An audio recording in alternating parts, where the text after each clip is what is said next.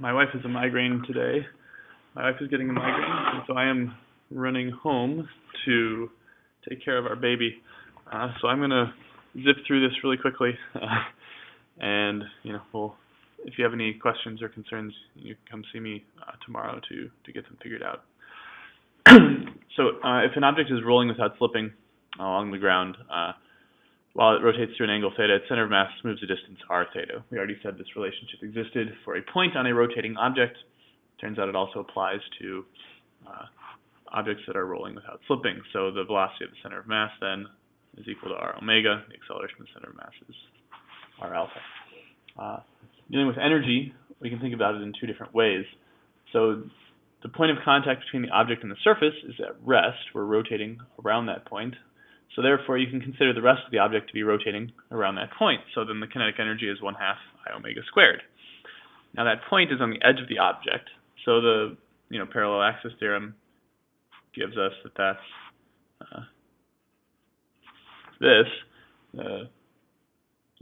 Moment of inertia around the center of mass plus md squared. In this case, d would be the radius of the object.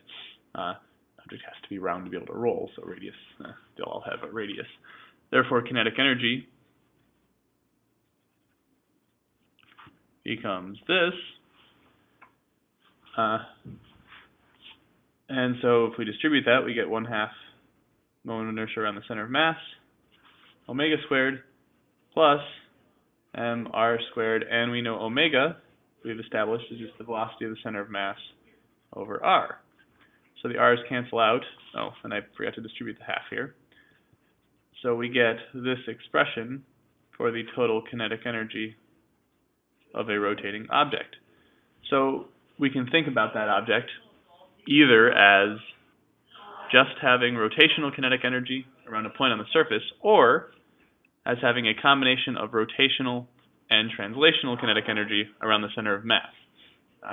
You wind up getting the same result, but you can think about it in either way. Here's an example. Hollow cylinder and solid cylinder of equal mass and radius are released from rest at the top of the ramp at the same time. Which reaches the bottom first, and why? Well, we can think about this in multiple different ways. I would think about it in terms of conservation of energy.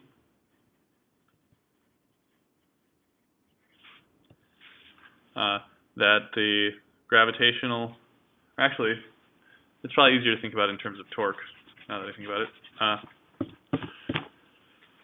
So both have the same torque from the gravitational force around the axis that is the point of contact with the ramp. So we got this. This is our axis of rotation. Gravitational force is acting right here. So that causes a torque, which causes it to roll. Hollow has greater moment of inertia, so less angular acceleration. So solid reaches the bottom first. If we do the math for that, and I have a demo I'll show you next class that you can see it happen. Let's do math. What torque is on this cylinder? Well, there's a normal force, but that acts at this point of contact, and a frictional force that also acts at this point of contact. So if we make this our axis of rotation, then those cause no torque. So we only have torque from the gravitational force, which is mg, and the distance that acts from the axis of rotation is just the radius of the object. It acts at an angle, which is equal to the ramp angle. So mgr sine theta is the net torque. Our moment of inertia is the moment of inertia around the center of mass plus mr squared. The moment of inertia around the center of mass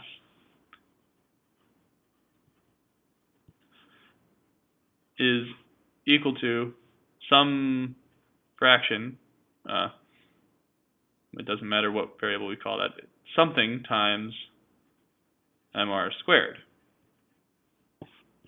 And alpha we know is a over r.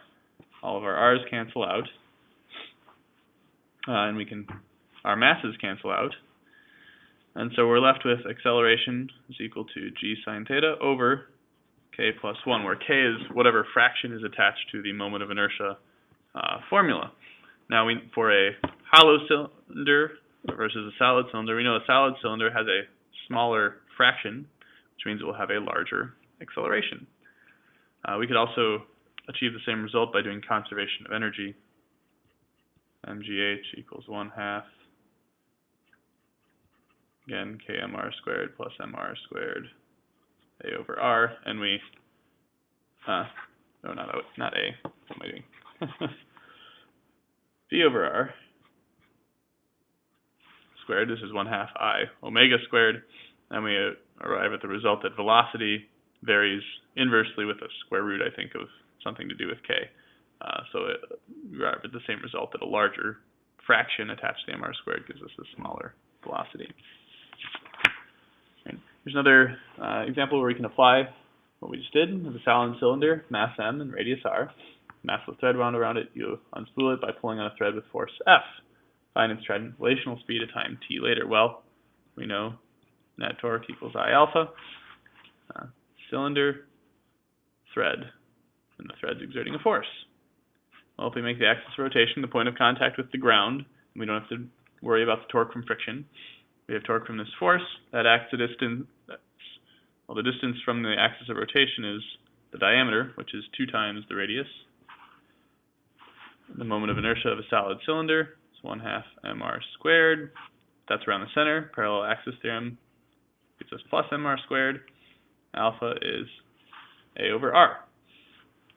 R's cancel out, and we're left with 3/2 m over here. So move that over, times 2/3 gives us a 4 over 3.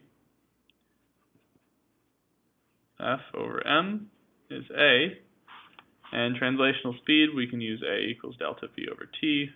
I should have said it begins from rest. If it begins from rest, then the final velocity is just acceleration times time. So our speed at some time later is 4 ft over 3m. Just applying that torque equals I alpha to rolling motion. Here's another example. Spherical shell, mass 55 grams, radius 3.3 centimeters, rolling without slipping at a speed, and rolls up a ramp. So here we have conservation of mechanical energy. It has kinetic energy while it's rolling along the floor, and then it goes up a ramp, and all that turns into potential energy up here. So what's its kinetic energy rolling along the floor? Well, I said before, we can think of it as having only kinetic energy around the point of contact with the floor, or as having both both rotational and translational kinetic energy around its center of mass. I'll do that second one because that's generally the way I like thinking about it, but you can do either and you get the same result. So we have those, and then they turn into just gravitational potential energy, and that height is equal to the distance times the sine of theta. We've done that multiple times. Right. And we know the moment of inertia of a spherical shell. We can look that up. It is 2/3 mr squared. We know omega is v over r.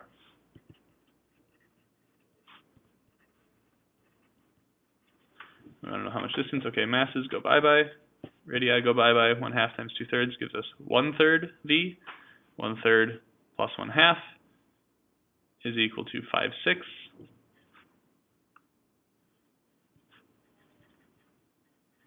And then we get that the distance is 5v squared over 6g sine theta. And then you could plug the numbers in given in the problem, but I'll just stop there and leave you to do that. That's really it. There are more complicated situations where you can apply this. Some of your homework problems are that. This is your homework assignment. And then also, for homework, you need to derive, so we're going to take 2 objects. One, a paper towel roll, woohoo, and the other can be anything. Maybe we'll use another paper towel roll because it looks dramatic. But the paper towel roll, key thing is we're going to grab this roll, and then, here. Oh, I'm upside down, that's fun. We're going to grab this roll and then drop it while holding on to the edge of the roll to let it unspool as you go down. So your goal is to drop one like that and drop the other just in free fall and have them both land at the same time. So the one in free fall, we'll just accelerate at a rate of g. And so you can say that, distance is 1/2 at squared. But for the unrolling one, you need to consider that by holding on to the roll, you're exerting an upward force on it. So that one that's unrolling, you need to do deriving and calculate the moment of inertia around the center of mass, 1/2 m r1 squared plus r2 squared. That's a hollow cylinder, which is what our paper towel roll will be. And then you can either use torque or conservation of energy. And either way, you should get the same result. But your goal is to come up with, you want them both to hit the ground at the same time. So you need to come up with a ratio of heights to drop them from. Maybe just say you'll drop one from 1 meter, and then where are you going to drop the other one from, for them to hit the ground at the same time. So you'll derive, do the calculations, and then next class you'll come in and measure, your inner radius and outer radius for your hollow cylindrical roll of toilet paper or paper towel, and then you'll plug those into the formula you derived, and then we'll actually drop it, and you have to get them to land at the same time. So that'll be fun. And again, you can come ask me questions tomorrow if you need to.